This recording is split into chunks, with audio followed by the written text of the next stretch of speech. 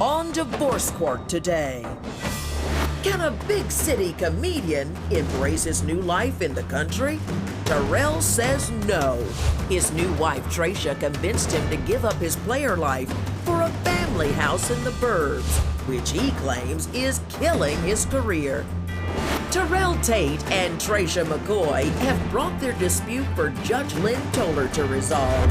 Testimony in divorce court starts now. Mr. Tate, I understand your primary complaint is that once you became a family man, had a baby, moved out to the suburbs, it ruined your comedy career, or at least put a damper on it. Why don't you tell me how life in suburbia has ruined your entertainment career? Well, first I want to start off by saying I actually TiVo your show every day. Well, thank you, Mr. Tate. I absolutely love it. Won't get you anywhere with. Don't worry, honey. Don't worry at all. I absolutely love it because it's like a piece of our relationship in each one that comes on there. So I like to, you know, pick Apparently I haven't done you much good because you're here, but go ahead. Yeah. Mr. Tate, tell me what's up. So basically, you know, I had this life beforehand, kind of, you know, when I kind of single, able to move on my own, work, do comedy, self-sufficient in my own life. I beat Miss McCoy here, we hit it off.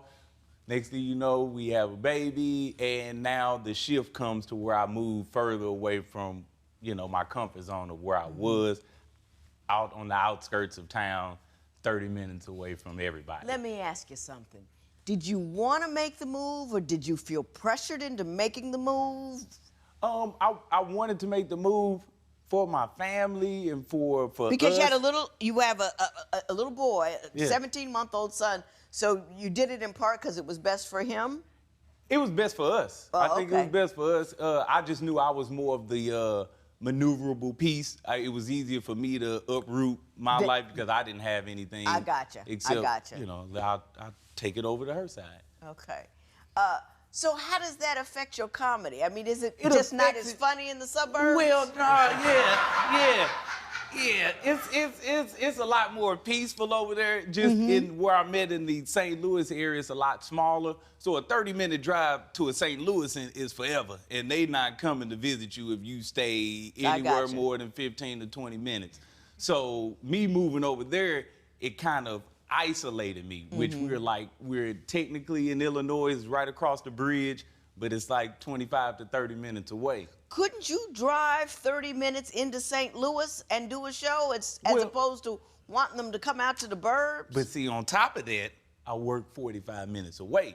So each day on my commute, I'm 45 minutes out, 45 minutes back, and sometimes I'm a little drained after working. I'm a retail manager, so I'm on my feet all the time. You know, I'm moving around, you know, it's a lot of stuff happening. Can I say this, Mr. Tate? Yes, please. You got a career going, you're trying to pursue being an entertainer. You set up a family, you have a son, and you did everything to make them okay. Right. You moved to the burbs, that was hard for you. You work in retail every day, and retail is tough. And I just want to say thank you. You know what I mean? Just I appreciate it. I appreciate it. Do you appreciate it? Oh, every day. I appreciate it. You appreciate it. But don't let them fool you. Okay. So what am I reading wrong? I think it's more of he makes it seem like it's so much pressure on the drive and getting to a show and things. Again, yes, it is a little drive, but if it's something you want to do, you make time for it and do it. So with that being said, I feel like, you know, if it's a show, go for it. Go to your show, do what you need to do, come back home. We both knew that being in the area that we moved to was a better area for us completely. And so with him now saying, oh, it's so much pressure and so much to do this and so much to do that, and come home with the woe is me, I've been driving 45 minutes, and you know, but you come home to from 45 minutes to a home-cooked meal every day, to a house that's... Mr. Tate, I will say this, if you really want something, a 45-minute drive, an hour drive isn't gonna stop you. Do you see what I'm saying? It's like, I know people who, you know, do gymnastics, they have to drive 2 hours to the gym, stay 4 hours, and drive 2 hours back. A lot of people do that. A lot of people do, and I just had to get a new transmission because of it. Because of that constant drive every day. So you don't really think that your move to the suburb has affected your career negatively? Well, because it kind of affects my mentality in a way because I'm a little more isolated. I'm kind of a people person. I like to be around my family, friends, people, you know. So you got more material in the city because you can watch people and see things. And every time I'm home, it's not like she's feeding the laugh tube for me, you know. It's not like she's just laughing it up. You know, it kind of makes it to where, you know, I like for my family to come over and they really are apprehensive on making that drive. And it's, you know, that's what puts the strain on me because I don't feel funny. And if I don't feel funny, you can't be funny. Then I can't be funny. But if you're funny, you're funny. It doesn't matter about the drive or not. I'm funny, Your Honor, but it's just, hey, it's tough. I think I understand that issue. Okay.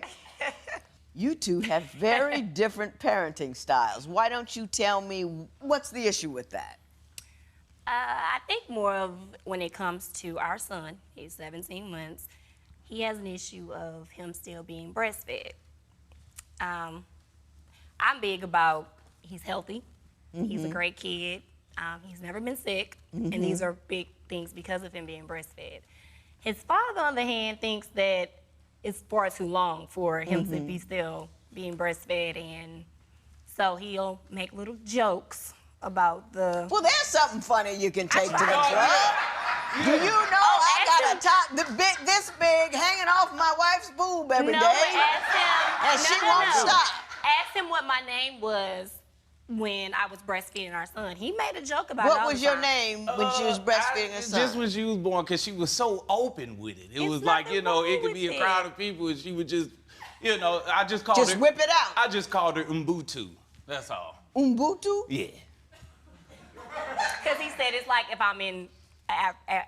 Oh, I and see what you're saying, like the women openly and all that kind of stuff. Yeah. Well, now, you know that's the new thing, though, Mr. Tate, that we are going back to the breastfeeding because we find that the colostrum that comes out first is very good for the baby and that it's a healthy thing, and we're trying to support that, and it's also cheaper than formula. I understand that, but she's not telling you how much of a strain that is to breastfeed, because what happens because of that, my son needs to be with her, where she can't really leave overnight, or we can't go to his grandparents' house and stay. That's what I would like a little bit more of, which is my parents being able to see him or stay the weekend with his grandparents. He should be able to do that.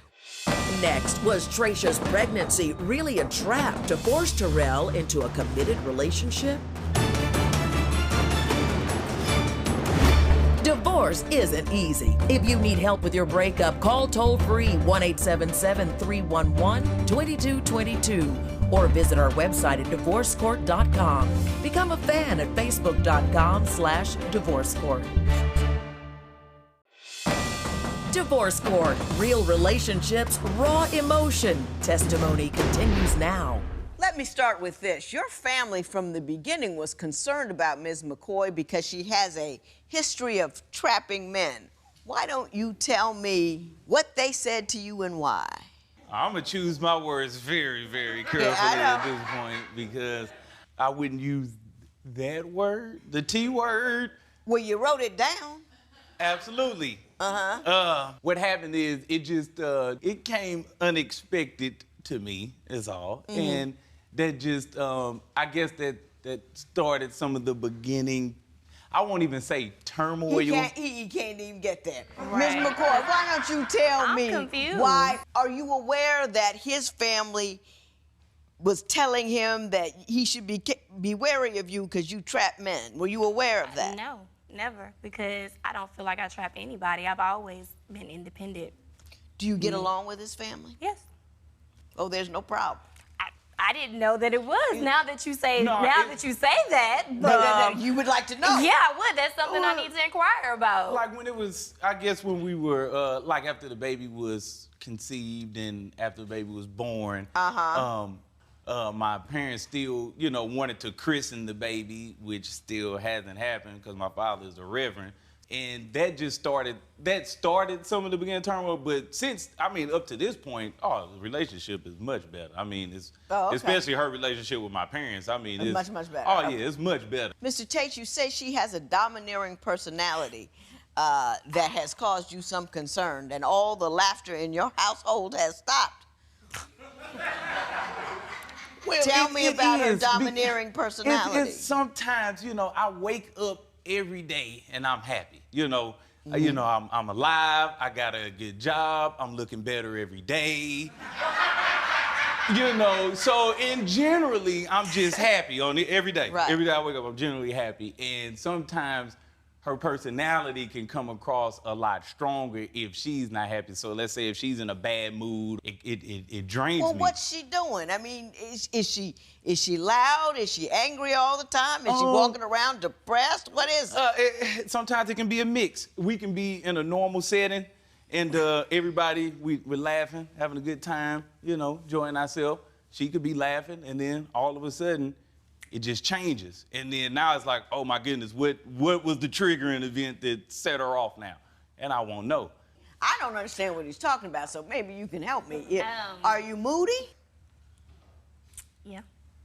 Because it doesn't have to be a certain thing that triggers me. It can be, I can just actually think about something that I have to do at home that hasn't been done, and it doesn't have anything to do with him per se, and right. it can change. Just worried or concerned and all this kind of stuff. Change. Well, both of you have said things that indicate you have a very basic problem that a lot of married people have. You say that she won't let you lead and be the man of the house, and you say he wants a passive woman who does whatever he tells you to do. So I'm going to start with you.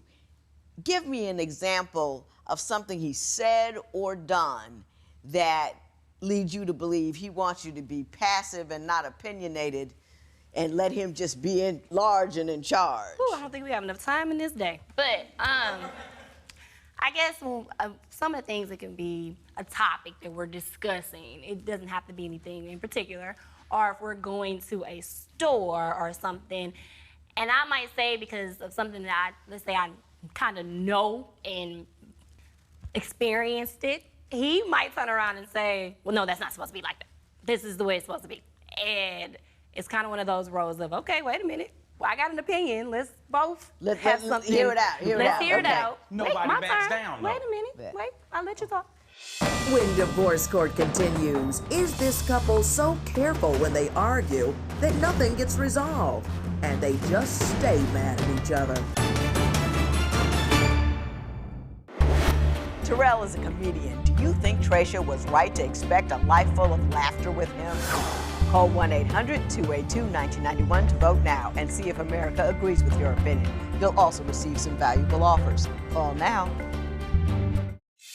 If you would like your case heard on divorce court, call us toll-free at 1-877-311-2222 or log on to our website at divorcecourt.com and join the conversation on Twitter at Divorce Court. Divorce Court continues. So you're saying basically he doesn't respect your opinion? Yes. I can tell you a story that just recently happened. My birthday party, and we were coming home and riding back, and I was explaining to him about a particular person, a coworker, and how she got the job. And his spiel was, because I was saying that it was more of a connection, not versus her skills. He's like, well, that's not right. You shouldn't say that, and you shouldn't do that. And it's like, okay. Mr. Tate, why don't you tell me why you say she won't let you be the man in the relationship? Here's the thing, she really don't trust me. That's the ultimate. That's how we started off. So it was like I was the single guy, we were dating, and I knew that, but I still had other things going on. And while you were dating her, you still had other women that you were dealing with as well. Yeah. So were you truthful with her about it? Not at that point, but we did have a coming to glory on that, and we talked about that. Yeah, we did, and that was a big blowout, and you know. And you stopped. And I absolutely 100%, that's not even the issue we bring up, infidelity. She just still has those trust issues. And as far as the story that she was telling, the word used was minority hire. And that's what I had a problem with, because being a manager of a very, very popular retail store, I had a customer tell me that one time, like, oh, you just a minority hire. So it stung you. Yeah, then that's like, no, I don't know. I don't think companies are just in the process of hiring people that's just unqualified and just put them in a management position. That's not happening, because I've been a manager, and I have to be overqualified. Yeah, I tend to agree with him, but okay. Y'all don't seem mad. Cause I have to go home still, too. So I have to choose my words absolutely fine. I will agree, he has to.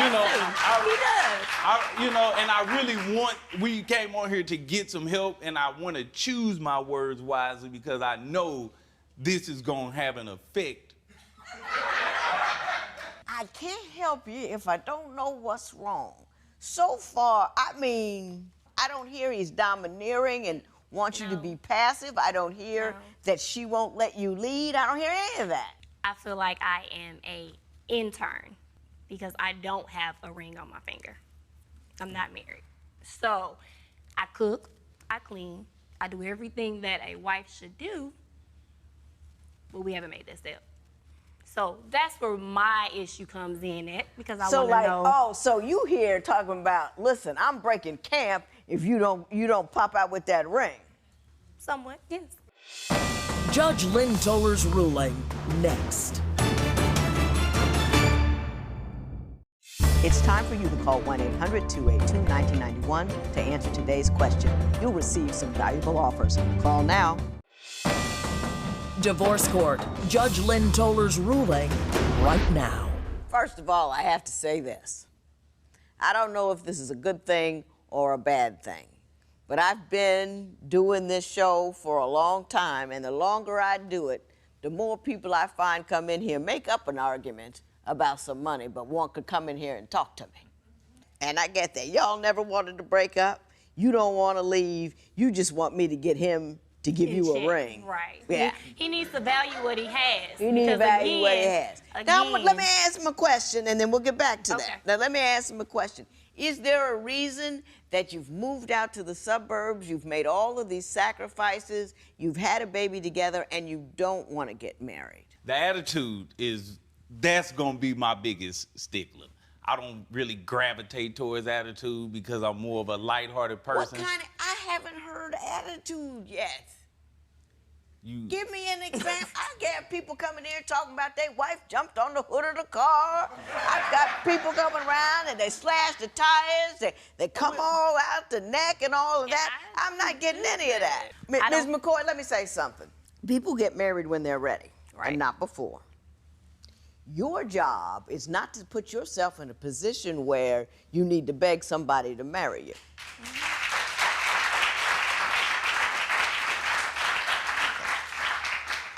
Your power, in part, is in your independence. Your power, in part, is in the ability to say, you can't have, you can't touch, I most certainly won't procreate with you. So I would like you to exercise your power. Men like things they have to come and get. Now, I said that, and I'm going to say this to you. If you love her, if you want the family thing, don't just not get married because you don't have to. Decide what you want, and don't hold her up if you'll never want to get married.